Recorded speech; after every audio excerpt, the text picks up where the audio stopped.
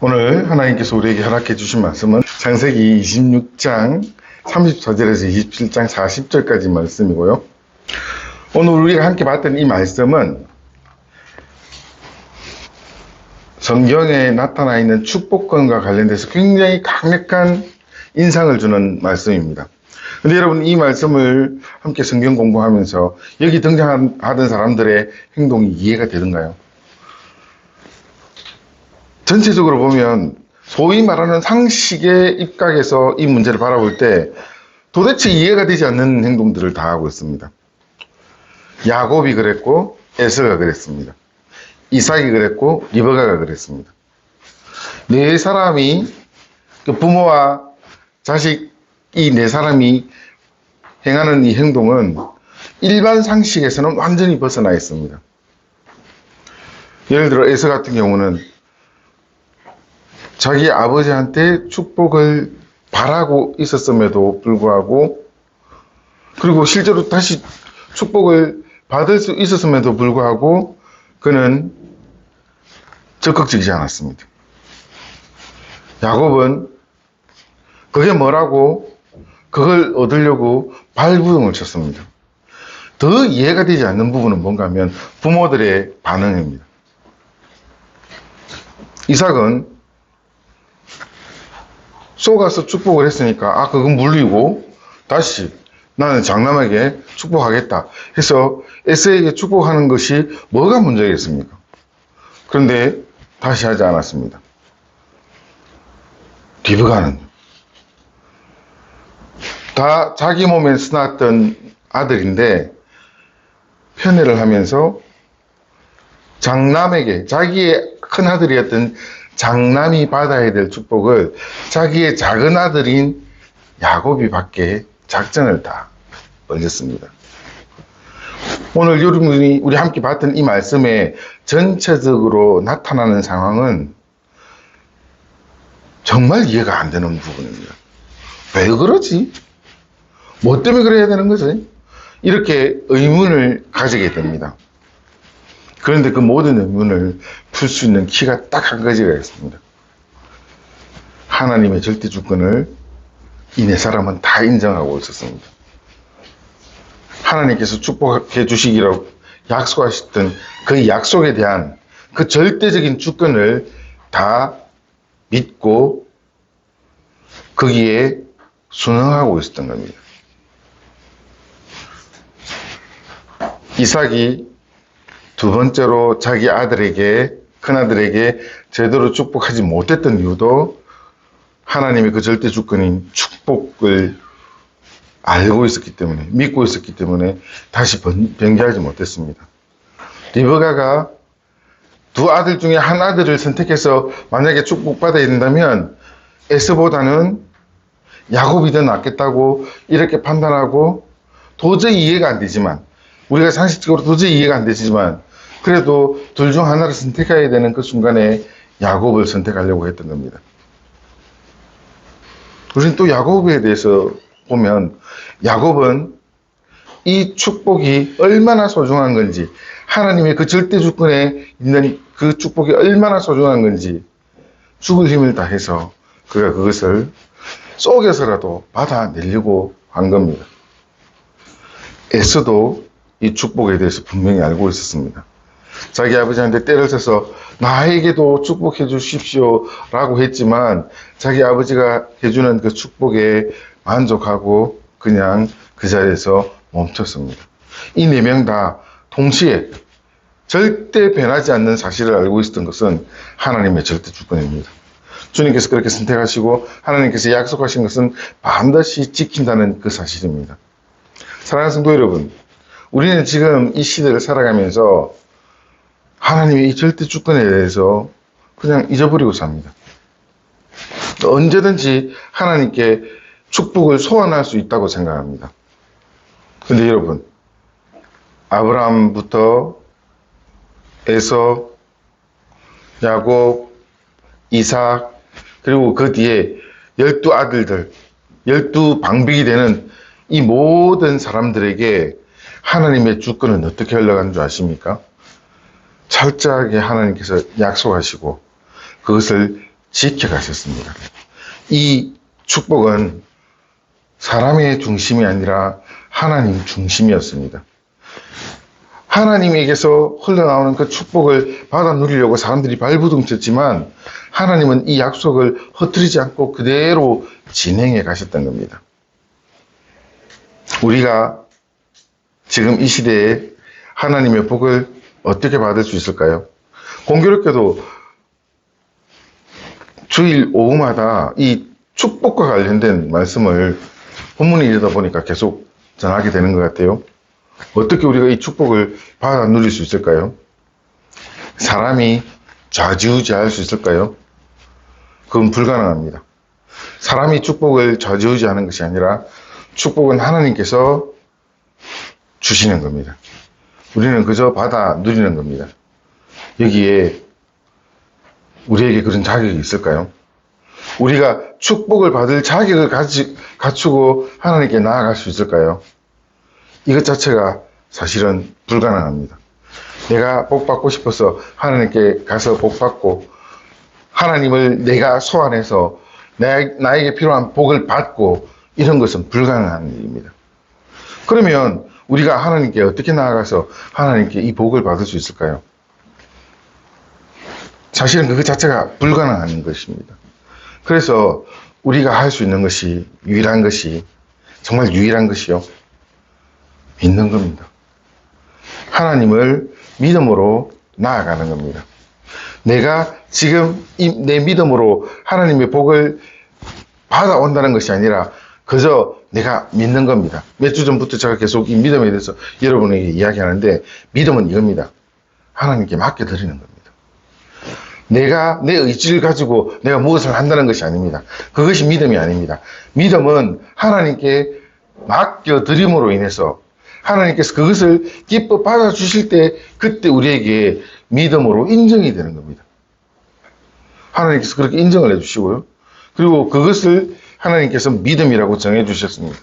그래서 성도 여러분, 저와 여러분이 하나님 앞에 축복의 자리에 있기 원한다면 여러분 믿기 바랍니다. 그 믿음은 하나님께 내어드리는 겁니다. 내가 어떻게 해서 내가 어떤 방법으로 하나님께서 나를 축복하게 해야지 이런 방법은 없고요. 그냥 하나님께 의지하고 믿고 맡겨드림으로 인해 가지고 하나님께서 행해 주시는 것이 나에게 나타날 때 그때 그것이 축복입니다. 여러분, 그러면 이게 얼마나 어마어마한 축복인지 한번 보겠습니다. 오늘 우리가 읽었던 이 말씀 가운데 드러난 이 네 사람의 아주 희한한 모습은 그 하나님의 어마어마한 축복을 알고 있었기 때문에 그걸 받아 누리고자 발부둥쳤던 겁니다. 그 어마어마한 축복은 아브라함에게서 시작해서 이삭에게, 야곱에게, 12아들에게, 이스라엘 민족에게 이렇게 고하게 흘러나오는 하나님의 축복입니다. 성도 여러분, 성경에서 말하는 축복이란 바로 이 하나님의 축복입니다. 그럼 이 하나님의 축복이 도대체 뭘까요? 여기에서 말하는 이 하나님의 축복은 이게 진짜 복입니다. 이 하나님의 축복은요, 내가 이 땅에서 뭔가 잘 되고 원하는 것을 누리고 하는 그것이 아닙니다. 성경에서 말하는 지금 이 말하는 축복은 하나님께서 아브라함을 선택하시고 이삭을 선택하시고 야곱을 선택하시고 그 12아들들을 선택하시고 이스라엘 민족을 선택하시고 그리고 예수님을 통하여서 이 땅에 수많은 주의 백성들을 선택하시고 하나님의 백성으로 삼아주시면서 천국 백성으로 삼아주시는 것, 이것이 축복입니다. 우리는 그것을 받아 누리기 위해서 주님을 믿는 겁니다. 오늘 우리가 읽었던 이 말씀에 그 복을 받기 위해서 아비규환으로 싸우고 있는 모습을 우리는 지켜봤습니다만 그 복의 실체를 아는 사람들은 아비규환이 아니라 그보다 더한 것이라도 받고 싶을 겁니다. 그런데 이 복은 하나님께서 주실 수 있는 겁니다. 내가 얻고자 해서 발부둥친다 해서 받아지는 것이 아니고요. 하나님께서 주시는 겁니다. 그리고 그 하나님께서 주시는 것을 우리가 받아 누렸을 때 그 복이 어마어마합니다. 여러분 이미 그 복을 받아 누리고 있기 때문에 그게 뭐 그렇게 크게 어마어마한가? 아마 분간이 잘 안 될 겁니다. 여러분이 누리는 복과 이 복을 받지 못하는 사람과 딱 비교를 해보겠습니다. 여러분의 생명이 어느 정도 길까요? 여러분은 영원한 생명을 받아 누리는 사람들입니다. 이게 아직 우리에게 실감되지 않기 때문에 잘 모를 겁니다. 그런데 우리는 다 반드시 죽음의 문을 통과해서 천국에 설 사람들입니다. 지금부터, 아니 여러분이 태어난 그때부터 저 천국에서 영원히 주님과 함께 있는 그때까지 우리는 계속해서 영생을 누리는 사람들입니다. 그럼 이 복을 받아 누리지 못하는 사람들은요? 다르게 이야기하면 예수님을 믿지 못하는 사람들은요? 그들이 이 땅에서 살다가 죽고 나면 영원한 지옥에 떨어지는 겁니다. 이게 얼마나 큰 차이가 있겠습니까? 우리는 지금 살아가는 이 순간에는요, 똑같아 보입니다. 그 사람이 아니라. 그런데 지금 이 시기를 지나고, 죽음의 문을 지나고, 하나님께서 계시는 그곳으로 우리가 섰을 때, 예수님께서 우리를 환영하는 그 순간에 섰을 때, 그때 우리는 참 복을 누리고 있었구나 하는 것을 비로소 발견하게 될 겁니다. 근데 이것은 사실입니다. 없는, 지어낸 이야기가 아니라 진짜 사실입니다. 저와 여러분이 그 복을 함께 받아 누리고 있는 겁니다. 이게 축복입니다. 그 땅에서 잘 살고, 그렇게 하면 좋죠. 원하는 거 누리면서 살고, 그렇게 하면 좋죠. 그런데 그것으로 끝나면 70평생, 80평생, 90평생 좀 길게 살아서 백수를 누리면서 이 땅에서 살다가 끝나면, 그런데 저와 여러분에게는 하나님께서 주신 그 엄청난 축복인 영생의 복을 받아 누리고 있는 것입니다. 여러분, 이게 사실이지 않습니까? 우리가 예수 믿고 산다는 것이 바로 이겁니다. 예수 믿고 복 받았다는 것이 바로 이겁니다. 우리는 그 복을 받아 누립니다. 여기서 굉장히 중요한 미스테리한 사실을 이제 풀어나겠습니다. 왜 야곱 같은 인간이, 왜 리브가 같은 사람이 그렇게 장난치고 잘못된 행동을 하고 있음에도 불구하고 하나님께서 그들을 복 주셨을까요? 그들을 축복의 장막 속에 있게 하셨을까요? 그 미스테리는 저와 여러분을 통해서 풀 수 있습니다. 성도 여러분, 우리가 주님께서 주시는 그 영생의 복을 받아 누릴 만한 자격을 갖춘 사람들입니까? 우린 그러지 못합니다. 세상 사람들보다 오히려 더 못난 모습으로 우리는 이 세상을 살고 있는지도 모릅니다. 세상 사람들이 더 도덕적이고 더 착할지도 모릅니다. 우리는 그렇지 못한 사람일지도 모릅니다.